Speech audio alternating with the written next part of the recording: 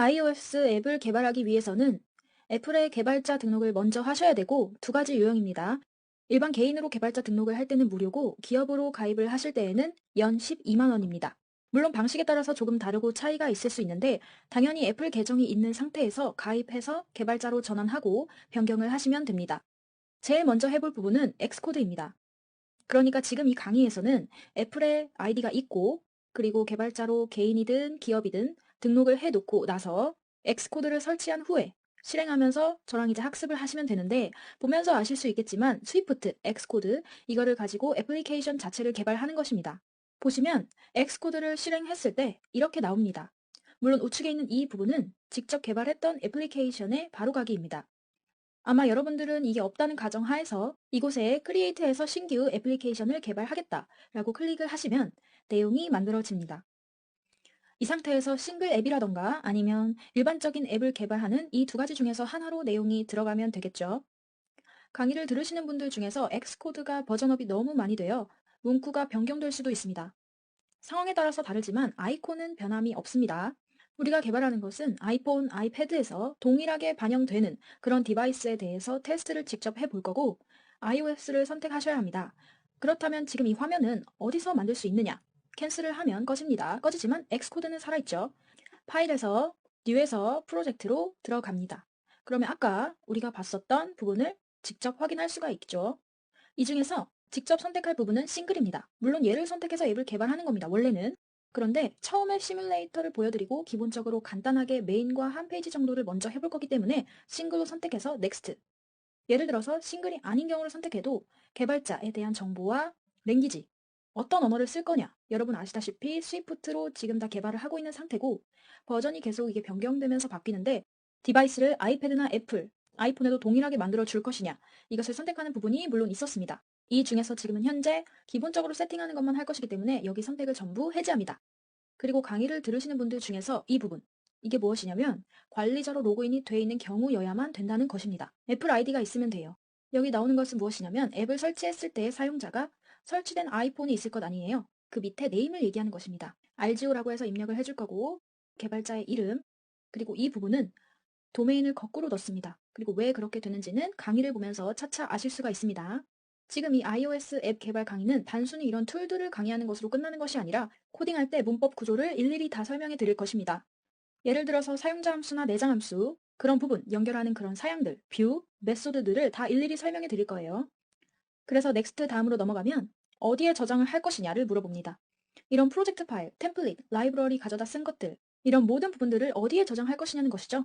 그러면 더큐멘트 아이클라우드라고 해서 애플을 쓰는 사람들은 전부 이렇게 클라우드를 쓰고 있죠. 그런데 클라우드를 쓰더라도 저는 권장하고 싶은 것은 서비스 하기 전에는 무조건 네트워크 문제로 연결이 돼야 하니까 네트워크로 연결이 안 되더라도 접속이 가능한 여러분들의 드라이브 자체로 연결을 하시는 것을 권장합니다. 저는 다른 드라이브, 데이터라는 드라이브에 폴더를 만들어서 저장을 할 것입니다. 보시는 것처럼 데이터라는 드라이브를 선택했어요. 크리에이트를 하면은 신규로 아까 앱 이름을 정해줬죠? 대문자로 RGO라는 폴더가 생성됨과 동시에 프로젝트들과 앱 관련 파일들이 만들어집니다. 크리에이트를 해보고 완료가 됐으면 이제 이러한 사항이 출력이 될 거고 모두 완료가 될 거예요. 저와 여러분은 좀 다를 겁니다. 예를 들어서 시뮬레이터가 아마 여러분들은 안 돼 있을 거예요. 이건 이따 제가 하는 것을 직접 보여드릴 거고 이렇게 되면서 프로젝트를 만드는 겁니다. 지금 보시면 RGO라는 폴더가 만들어졌죠. 이 안에서 애플리케이션 개발이 이루어지는 거고 여기 자체에서 엑스코드에서 작업한 모든 내용이 그 폴더의 파일들로 들어갑니다. 어떻게 알 수 있냐면 여기 볼륨에 데이터라는 드라이브 그리고 RGO라는 아까 그 애플리케이션에 대한 프로젝트가 저장되어 있는 디렉토리고 여기 이제 엑스코드 또는 스위프트 이런 파일들이 이 안에 들어가 있습니다. 해당 사항을 보시면 아실 수가 있는 거고요. 이 부분 스토리보드를 클릭했더니 이렇게 내용이 만들어졌습니다. 그래서 아까 그 싱글을 선택했기 때문에 하나가 나온 것이고 원래 여기에 3개, 4개 정도가 나옵니다. 인터페이스 구조를 먼저 설명을 해드리도록 하죠. 이제 이게 워크스페이스라고도 하고요. 현재 여기는 내비게이터 영역이 되고 이런 내용은 뭐 나름 조절할 수가 있겠고 에디트 영역이에요. 여기서 코딩을 하는 거죠. 이런 파일들을. 현재는 얘가 선택이 되어 있는 화면이 되겠고요. 에디트 영역의 밑에는 원래 실행을 해봤을 때 오류가 있다거나 그랬을 때 어떤 디버그 확인 이런 창이 지금 가려져 있는데 우측에 보시면 이게 지금 비활성화돼 있죠. 가운데가 클릭하면 이렇게 디버그 창이 열리는데 굳이 지금은 디버그를 확인할 일이 없으니까 누를 필요는 없겠죠. 우측에 각각 유틸리티들입니다. 이런 사항들을 확인할 수가 있습니다. 물론 이 안에도 유틸리티를 확인할 수 있는 것이 있고요. 내비게이터에서 코딩을 할 수 있는 방법이 이렇게 됩니다. 그냥 해당 스위프트 파일을 클릭을 하면 코딩할 수 있는 이런 텍스트 내용들이 나오고, 그리고 이게 좁다, 답답하다 하시는 분들은 이렇게 저 같은 경우에는 더블 클릭을 하시면 따로 창이 열립니다. 이렇게 널찍하게 작업을 하실 수 있고요. 여기에 따라서 이제 에디트 기능을 편집을 하실 수 있는데, 옆에 줄 번호가 만약에 안 나오시면 그럴 때에는 옵션을 설정해 주시면 됩니다. 지금 보시는 것처럼 엑스코드를 클릭하시면 프리페어런스라고 설정을 할 수 있는 내용이 나올 거예요. 텍스트 줄 번호나 이런 게 나오면 라인 넘버를 선택하시면 됩니다.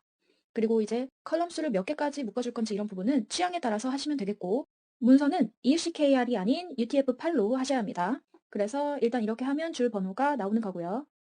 그리고 함수나 클래스별 작업을 하실 때 뭐 내가 기억하고 싶은 또는 어떤 기능이 뭐가 있었다라는 부분을 하시려면 줄을 더블 클릭하시면 여기에 내용이 나오고, 그리고 또 표시만 이렇게 하실 수도 있어요. 이런 식으로 해서 여기에는 뭐가 있었다. 근데 나중에 필요가 없을 때도 있잖아요. 그러면 오른쪽 마우스 클릭해서 딜리트 포인트 제거를 해줄 수도 있고요. 해당하는 내용에 어떤 컬럼이라던가 문구를 넣고 싶다 하시면 AS라고 만약에 넣으셨을 때 보시면 삼각형 하얀색이 나오죠. 왜냐하면 일반적으로 넣지 않았을 때는 하얀색이 없죠. 넣은 내용은 넣은 내용이 있기 때문에 해당 사항 주석을 또 확인할 수가 있게 됩니다.